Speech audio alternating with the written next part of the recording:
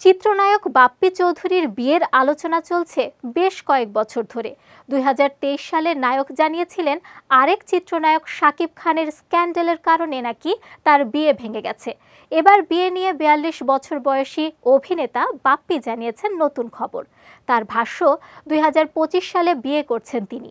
বর্তমানে চলছে সেই প্রস্তুতি। সম্প্রতি বাপ্পি গণমাধ্যমকে বলেন, পরিবারের পছন্দে আগামী বছর বিয়েটা করব। তাদের পরিকল্পনা আছে, বলেছে মার্চ এপ্রিলে আমাকে বিয়ের পিঁড়িতে বসিয়ে দেবে। আমিও বিয়ের জন্য তৈরি হচ্ছি। গেল ১২ বছর ধরে ঢাকাই সিনেমায় কাজ করছেন বাপ্পি চৌধুরী। তবে ১ বছর ধরে একেবারেই তার হাতে কাজ নেই। এ নিয়ে কোনো হতাশা নেই বলেও জানিয়েছেন বাপ্পি।